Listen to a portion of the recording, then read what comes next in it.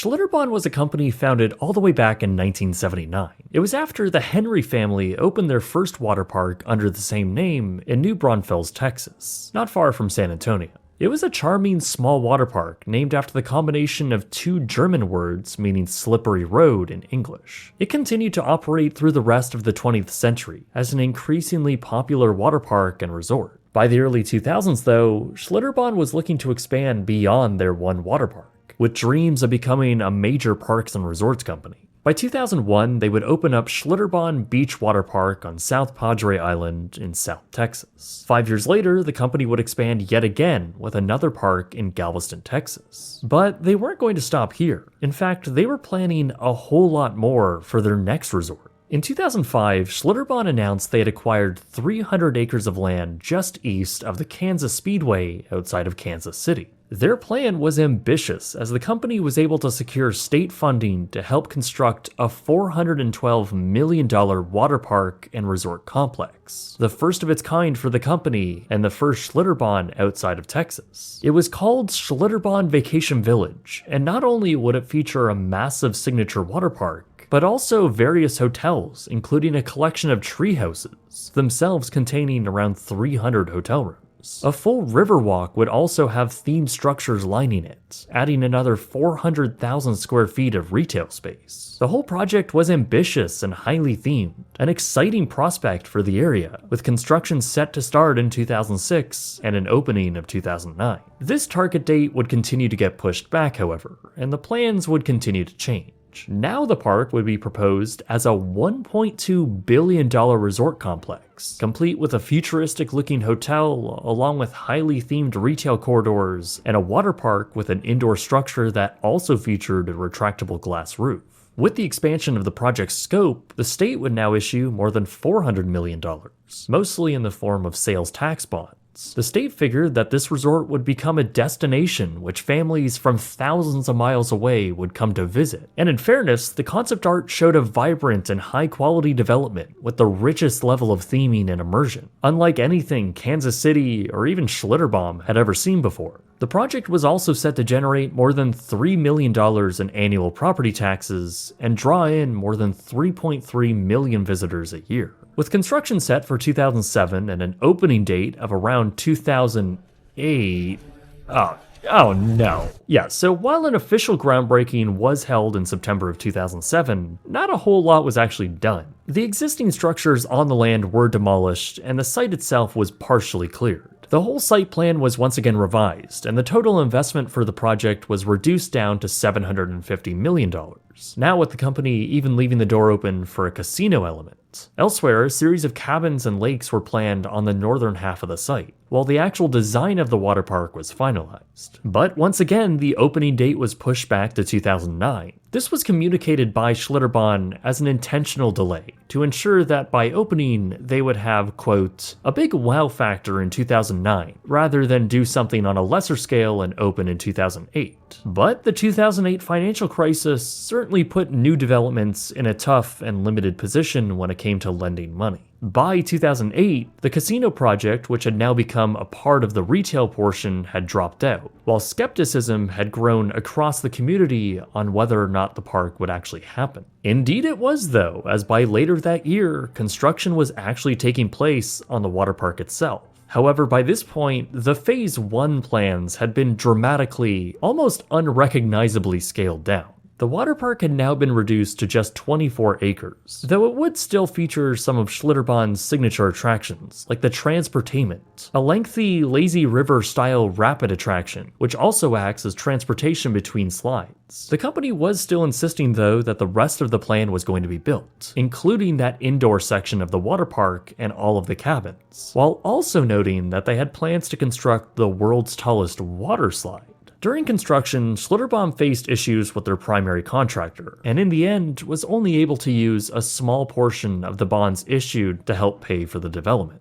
Even just 2 months out from the proposed summer 2009 opening, the site was in rough condition, with a lot still left to do. But Schlitterbahn Vacation Village, Kansas City did open up officially to the public on July 15th, 2009. It did so, however, while still very much being under construction. Around half of what was originally planned for the park actually opened during this time. This included 8 different attractions, while the very visible construction site beyond the fencing revealed the long way Schlitterbahn had to go to see this whole project through. Because the park was only half finished, there were many pathways that led to dead ends. Some attractions didn't even open as a complete experience. Crystal Rivers, for example, opened as a fraction of its planned size. It was just simply walled off while the rest of it was being built. But despite the lackluster opening, it was a new attraction in the area, and at only $20 a person, later increasing to $33, many guests left satisfied.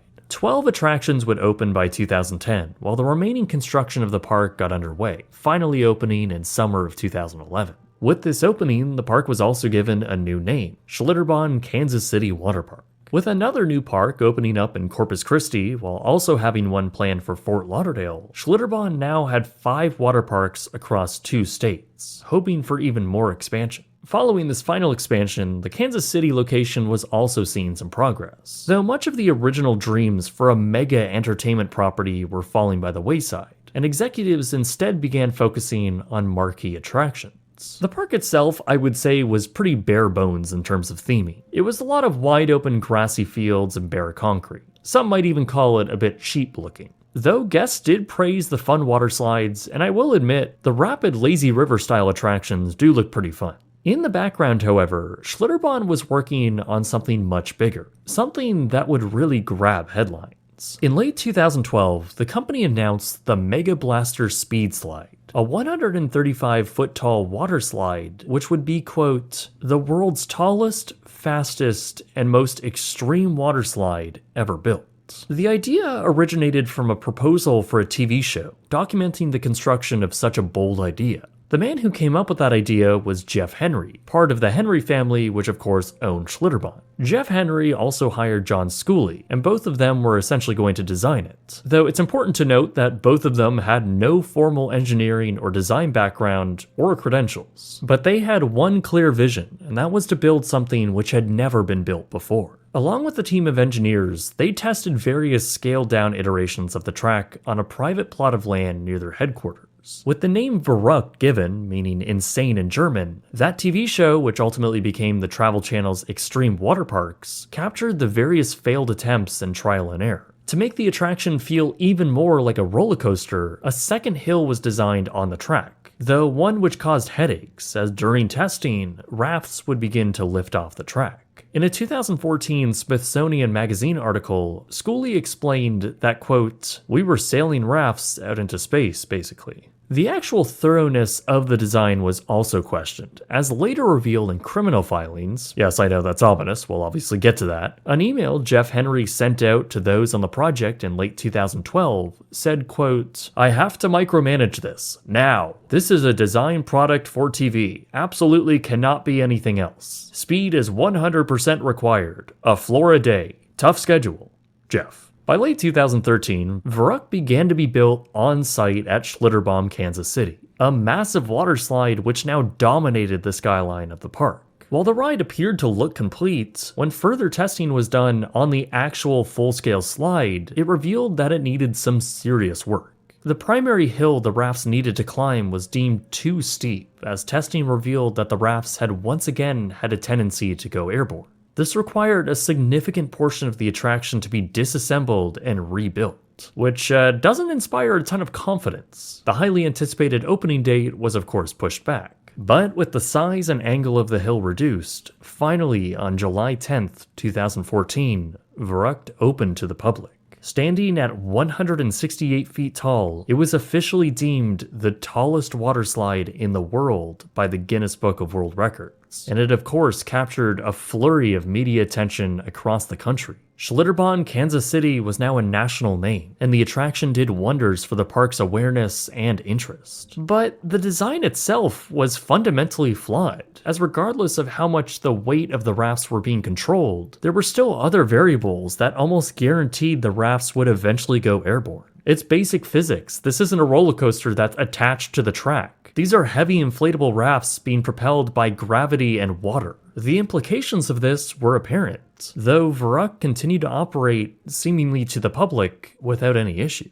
Internally, however, the park documented various instances where riders were injured by the attraction, around 13 documented cases.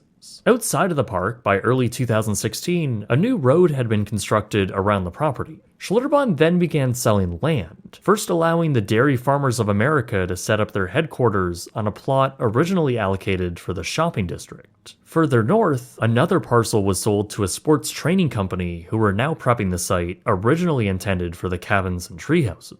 It seemed like any hope for the future of the property, like it was originally promised, was whittling away. But that season was almost definitely going to change the future plans for the park forever. During a seemingly normal day of operation on August 7th, 2016, 10-year-old Caleb Schwab ascended the 264 steps to the top of Verrückt. He was then allowed to ride in the front of the attraction's inflatable rafts, with 2 other guests behind him. While the total weight of the raft was within the parameters set by the park, the distribution of that weight is what likely led to the raft becoming airborne on the second hill. The inflatable raft, moving at a high rate of speed, struck the steel supports holding the netting above, killing Caleb. By all accounts, it was a horrifying situation for everyone involved, and a deeply tragic accident. Verrückt would once again make headlines around the world, putting the spotlight on not only the deeply upsetting accident, but how something like this could have even happened.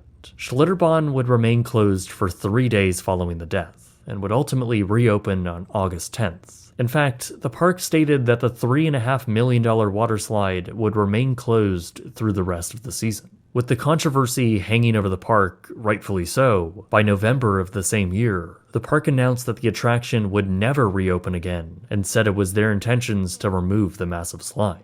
In the end, Verrückt had only operated for around 182 days since its grand opening. The park would ultimately reopen for the 2017 season, with Verrückt still standing, though shuttered. There were also a few other attractions also remaining closed. Verrückt in particular left a bad taste in many people's mouths, and its obvious presence loomed over the active park. Otherwise, it seemed like business as usual. However, investigators were hard at work in the background. By early 2018, a grand jury accused the Schlitterbahn Corporation, as well as the former director of operations at the Kansas Park, with several serious felony charges. John Schooley, the ride's designer, and Jeff Henry, the park's co-owner, were also later included, and were also facing serious charges, including involuntary manslaughter. 5 in total were being charged, with Jeff Henry officially arrested in March. The indictment, which I will link below, is a pretty scathing outline of how poorly managed and careless the Verrückt project had been handled. Whistleblowers also came forward, revealing evidence of how the park allegedly covered up safety incidents. It also came to many people's attention that Kansas is a very lax state when it comes to theme parks and regulations on them. When Schlitterbahn was first proposed back in the mid-2000s, they successfully lobbied the state government to pass a law that would allow them to perform their own safety inspections and not have to publicly release them. Caleb Schwab's father, however, just so happened to be a state representative. And after this very traumatic incident, he pushed to have that legislation changed, strengthening the overall strictness of inspections. When state inspectors actually went to the park, they found that many of the attractions were not in compliance with the newly changed legislation, which is why many of the attractions had remained closed. Schlitterbahn responded by saying that safety and maintaining our rides have always been at the forefront of our culture. As for the 5 who were formally indicted, well, 2 of the lower-level park employees were found not guilty, and the major charges against Jeff Henry, John Schooley, and the park's operation manager, Tyler Mills, well, they were ultimately dropped a year later. This was done after a motion was put forward to dismiss the case after prosecutors used segments of the Travel Channel's coverage of the development of the ride as evidence. The defense said it was highly fictionalized, and the judge eventually agreed. All 5 men who were previously charged were all set free. Schlitterbahn had already paid out settlements to the families and the victims of the incidents and had publicly stated that they welcomed the decision in court. While all of this was happening though, the park was operating normally through the summer of 2018. This year, however, with notably light crowds and a now rusting Verrückt still standing. Schlitterbahn Kansas City had closed for the season on September 3rd, 2018. Shortly after, the world's tallest waterslide finally began to be torn down. Schlitterbahn as a company, though, was in a bit of trouble. The Kansas incident was a PR nightmare, and the park as a whole saw a drop in attendance. Meanwhile, their park in Corpus Christi had a long string of issues stemming from unpaid bills. After just 3 years in operation, the company failed to pay off over $30 million in unpaid construction expenses. The bank would ultimately foreclose on the water park, and Schlitterbahn would lose control. While it was rebranded and attempted to continue operation, it would ultimately close by 2021, where it was subsequently demolished. It had only been built just 6 years prior. The company also had failed developments elsewhere. Their proposed Fort Lauderdale park never got off the ground and was ultimately canceled. Back in Kansas, the company ultimately decided not to reopen for the 2019 season, leaving the park dormant as they continued to sell off land to other businesses. The dream of a massive entertainment complex was now completely dead. As the park sat essentially abandoned, Schlitterbahn was in financial trouble, as documents showed that they had owed over $180 million to an investment firm who helped cover their legal expenses stemming from the 2016 incident. It could be interpreted by this debt that the company needed cash, and this might be why they began offloading their assets. In June of 2019, the company would agree to be acquired by Cedar Fair for around $261 million. The company would gain ownership over their name, as well as their first park in New Braunfels, as well as Galveston, while the Henry family would independently sell off their South Padre Park. Cedar Fair did have the option to purchase their Kansas location for just an additional $6 million, but they would ultimately pass. Now without any ownership of the Schlitterbahn name, and the Henry family seeming like they were finished in the water park business, the Kansas park once again failed to reopen for the 2020 season. In the background, it appeared that the land was being sold off. Regardless, the park was still sitting vacant and abandoned. Footage from around this time captures the park in a relatively frozen state of time from the day it closed. Concrete pathways had begun to have weeds grow through the cracks, while the greenery is overgrown amongst the empty concrete pools. The two ferries meant to take guests around the park, which never really saw much use, were now listing heavily as the surrounding river had been drained. The slides themselves were very weathered and clearly hadn't been touched in a while. Really, the whole park was a very ghostly place, a once bustling water park, now without all of the people. Though in some areas, the lawns had been mowed and the park was at least staying intact. But this was all about to change in November 2020. The park and the surrounding land was purchased by a company named Homefield. They were looking to build a $90 million sports resort on the land. This new developer made it clear that they would not be reopening or even keeping the existing water park. And by July of 2021, they had removed all of the existing slides and the majority of the vertical structures. All that remained was the cracking, stained foundations for the existing water attractions. Ultimately, the former Schlitterbahn property would be split up into multiple parcels, many cutting right through the former park. Those parcels of land would then start to develop, while the park was cleared and regraded in sections. Notably, this all took place in summer of 2022, when an RV sales lot occupied the southern portion of the site, while an apartment complex took over the eastern half, replacing the former entrance area. But the main parcel of land that occupied most of the park was adapted from a sports resort to a Margaritaville resort. Yes, I'm not kidding. This is the second abandoned theme park I have covered which has now been replaced by a Margaritaville resort. So this $150 million hotel property began in 2023, clearing pretty much all of the remaining parkland. But they didn't clear everything. In fact, because the Schlitterbahn land was cut up into so many different parcels, there are a few bits of it that are still undeveloped and a few reminders of the past. The parking lot, for example, is basically completely intact, now cracking away with no one using it. The street access leading to the new Margaritaville Hotel has now been cut off, while a section of the northeast corner of the lot was replaced by the apartment complex. Otherwise, everything still remains, including the walkways, trees, and even the foundation for the main sign. which now is significantly overgrown. That new hotel resort has taken over the majority of the park, but other large swaths of land have now been reduced to fields and retention ponds. However, there is one sliver of land on the northwest end of the site, which does provide some reminders of what once was. The guest pathways, as well as the foundations for the Cyclone, Twister, and Whirlwind water slides can still be seen. It's now the only remaining element of the park's past, though it doesn't seem like that will remain the case for very much longer, as the whole area is clearly being actively worked on.